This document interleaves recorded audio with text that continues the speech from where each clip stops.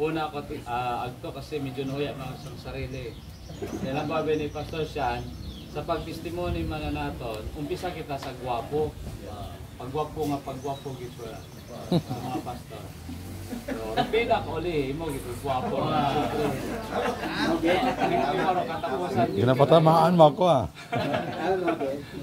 Tanang gwapo pero mas gwapo gito. Sir Navin ron, panguli. Ay, sa pastor sa mga pastor. Okay, so may gahapon gid sa tanan uman. Ako gapasalamat bangod sa mga testimony nga ato nabatian, especially sa natapos naton nga youth conference, no? Maabo nga mga young people na revive sanda. Iba ay talagang may mga dedikasyon sa pag-alaga sa Diyos. Pero hindi man kita ma-surprise nga may mga young people gid nga nag-attend sa camp pero nanghina sanda. Okay, pero ato sa isa sa pinakamanaming ginimo ni Pastor Wilbert nga gin-challenge sa ginana dahil nag-challenge na may kasabihan nga strike the iron while it is hot. So, amo tong manami. No? So dapat ato nyo datong pagpagon pag sanda kasi naumpisahan na sanda eh. Okay, so kung may mga na-discourage man, padayon agyahapon kita. Okay, dahil may na-bless eh, may mga nagpagamit sa Ginoo. So, kapasalamat kita nga ro aton tanan yung mga pagsakripisyo, ro aton tanan nga gin himo hay may kapuslanan gid nga mabahog. Kung hindi man nandaron maitao sa aton, I believe ro Dios gid magatao katon karon. No, so haron do isa sa pinaka manami nga natabo. Okay, so amo ning isa sa prayer naton ay aton pagit panamingon aton nga youth conference. Kasi sa conference sa youth conference nakita karon nakakita it mga prospect ng mga young people nga someday sa taong gamiton ni Ginoo magsuporta sa financial, magsuporta sa pagsulwining tanan doon eh. Can you imagine 12 preaching, di ba? 12 topics. So ibig sabihin 3 months na to nga bakbakanan nimo. Ag hindi mo to maiwali at makatong klase nga pangwali. May mga pagpagpagpag, may mga anong klaseng ilustrasyon. Samantala aton permi nga wali karon ay mo karon nang gilang. Oh. Samantala hato ko isa sa nang ambawan mo imong yung people diretsuhan, aswang ka. Mo karon hindi mo mahambal ron. Pero sa kam nahambagan sanda. Di ba? Gainiba ka sa tumboy, tapos gabinakla ka na, kahuguyan ka. Bira. Hindi mo mahambal ron kung sa simbahan yung nato, di ba? So amo na, pero sa youth camp naton, nahambal naton. So amo nang blessing gid. Kabay pa nga sa next year, si Pastor Alan, ito pag ito. Hindi mo na dapat kita nga pag-iwanan. Siyempre, mas namin pag ito mo eh, no? Mas nagkakagayo to. Ang isa sa bagay planohan natin ka to, nga very excitement na ang matabo, may bonfire kita. Agroaton ka to nga ginasugan, building at simbahan. Sugan na natin to eh. Aron mo bonfire. So, dito yung Pastor Albert, o sa kakatid sabi mo na, sugan na to na. Dagang minsan kita ka to, no? So, aron mo isa sa mga excitement lang matabo na aton i-post na. Pwede man ako man itong file at mga kahoy. Ako may sakripisyo sa bilog. Aton i-video naton, i-post naton. Sa YouTube. Oo. Ang sili kini ang pastor Ag bag-o pa lang kita nga mga henerasyon, mga bata pa kita, ay talagang Romanes tanawan naton bukod pareho sa iba. Haron ro mga pagtanaw-tanan pa sa Wilbert, agbisan man sa akon. Pero atong ministry bukod parang lang ng maintenance. Wilbert makapaobra ito. Makapaobra, may campsite, bugay natin doon. Si Pastor Leonidas, at least aron na, gabakbaka na imaw sa bugay natin ron. Si Pastor Sean, at least, abot sanda, may ginatipo na sanda nga ruta, para bakal. bugay nato na sa ulihi. Si Pastor, Pastor Salibyo, maumpisa ko doon yung obra pala, simbahan. Bugay nato at Pastor Joyce. Mga pobray mo simbahan, inalapit sa Housing. munisipyo mismo o sa aron rin isa sa mga nakita. Alam mo, ang mahimo naton, Pastor Arlan may anagot ang mga Munisipyo man sa Nalooc. Pastor Arlan may outlets na. Pastor Neste agtunan mo. Pero isa sa mga abo nga mga miyembro sa Malay, Pastor Neste na. Sa aton doon. So mahimo nato no naman dahil bata pa ta kita nga mga pastor. Pangaywa, kita ro mga pastor nga abong abilidad naman dahil may ginbuo kita nga mga abilidad sa mga maguwang nga pastor eh. Kaya nairo andang maabot, pwede natong maabot, at pwede pa natong magampasan. So nga nairo ato niya ra, bisan sa kiri kita, ipakita nato niya, ro Ginoo, nagtawag gid katon. Ro Ginoo, hindi gid katon magpabaya. Pero bukon it haron ro atong focus eh, bukon it mga material nga bagay. Pero ang wani na hamba pa sa abante, once nga gin-bless kang Ginoo, paamanan ka gid it mga material nga bagay. When it comes sa ministry ito sa amon, ako nag-start man ako nga apan sa Arlan, naman niya to. Disi man ako, dinay korason kami nga bagay nag-umpisa, maisot malang to, mabaho patot magamaan bag o mama imaw. Ato pa lang amon, isot lang. Okay, sambilog na sopa, tapos up-add ka mga nga monoblocks nga bangko.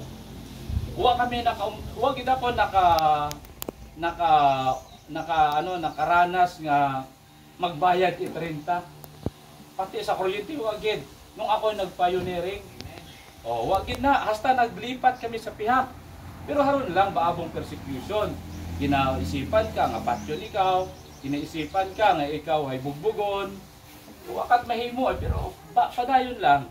Di ang kita ma-side track sa ginatawag pinaka layunin kung haman gintawag kita Diyos magpangdaog ang kita kagag. Soul winning. Ako 6 to 6 ako nag-soul winning eh. Umpisa ako alas 6, huli ako alas 6. So aron ginubra na akong dati. Nami to ginubra ko to, bukod pa ko kararo init. Ay kung mukararo init ubrahon ko, stroke ako, patay na ako. At least na may testimony. Pero plano it Ginoo abikaton. Umpisa kita sa zero gidanay.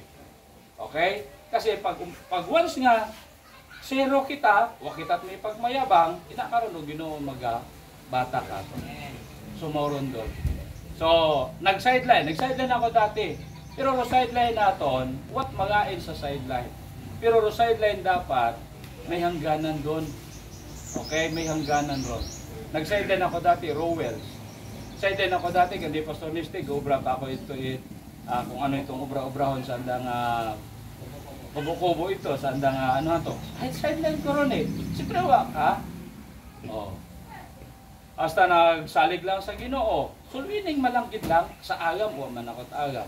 Tapos pag ano man namon, si Mrs. Man, maestra ron ni Mau eh. Mabuo mo't boarding exam, pero way mo nagbuog. Sukuan ng kabuhi sa kabit. Ginoo, what sideline na kami sa ministry. And by the grace of God, na-prove na mo niya, ro Ginoo gid man, mag-supply sa pangangailangan. So, haron ro isa sa mga ano. Aray, Pastor Sian, basta padayon ka lang, Pastor Sian, sulwining lang gilang man. Haron atong ministry eh. Akay it kaluluwa eh. Mag-akay lang it kaluluwa. Sigurado gid na. Maabot ro adlaw nga batakon kita Ginoo. Okay, so haron ro mga experience naton ito sa buhaton sa Makato. So ako na mano na kita ng among prayer request. Siyempre wag kita oras kay Prayer request. Isa sa prayer namon ay ro mga miyembro namon mo nang gina-pray ko nga i-bless ang Ginoo sa atang trabaho, sa andang mga maisot nga negosyo, tapos sa andang mga trabaho ma-promote sanda, at sa among mga estudyante nga maging maagam sanda, makapasa sanda sa andang nga mga examination.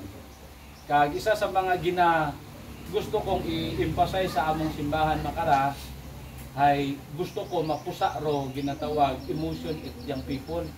Inang mga sungguran ba? So haron ro akon mo karon nga mga ginapray sa Ginoo nga kunta ro among mga young people bukod itsungguran. Nga sangkiri lang ang mga makabati it pag mugay among abin itong term instead advice mugay ron eh. Sangkiri lang ang mugay ay maggain din baga. Ano amo nang gusto ko nga bukon gidon puson. Kasi once nga ro isa ka young people magiging emotional ron, maging ano na masakit na sa aton nga kaisipan sa gabal na aton di kita karon patugogon sa muna sa amon mga young people gid namon ay ginaano ko gid sanda miisot pa lang andang mga kumbaga sungay ginasugpo o ginamo na by the grace of God ang kabay pa buligan kami pangayo ko bulig kinyo nga haron ro ma-implementar sa among mga young people maging masunuon doon sanda sa Ginoo. So i-bless ang Ginoo.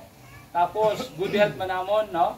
Ako, si Ma'am Rosela, amo nga si Epelres. Si Epelres, gusto ko tayo magpastor ko tayo, Mau. At salamat, nagsuko mo sanang kabuhi ron sa, sa camp, no? So, ipag-pray natin ni Mau. Amon nga, first harvest sa amon nga first fruit offering sa May. So, amo na. Kasi may plano kami. Harang a year, among plano, tipulo namon nga first fruits. Para kung ano gid kabubuton it Ginoo, kung ibaligya to sa kilid, bako namon. Kung ibaligya. Pero kung hindi man, pro among prayer ay mapataas na lang kami. Base third story ro isa sa mga handom namon. So haron, what kwarta kami karon? Pero ginapray namon na. Kag sa ako nga experience, tanan man nga ginpray namon natupad matay. So why not nga hambal ko someday mapakapaobra kami simbahan nga maka-accommodate at least mga 400 daw sa lang ito. Mga 400 seating capacity abimana mga tawo. So haron uman prayer ma lang na. Pero attendance namon mga kami ka tunga-tunga gid sa haron nga so what imposible sa Ginoo basta ga-pray. So salamat gid sa prayer. Salamat Pastor Sean sa imo nga pag-host ag nabusog gid kami. Kami pa balikan ka gid Ginoo. Okay, so thank you ag mamaya may aton man nga meeting para sa aton nga himuon pa gid. So thank you and God bless. Amen.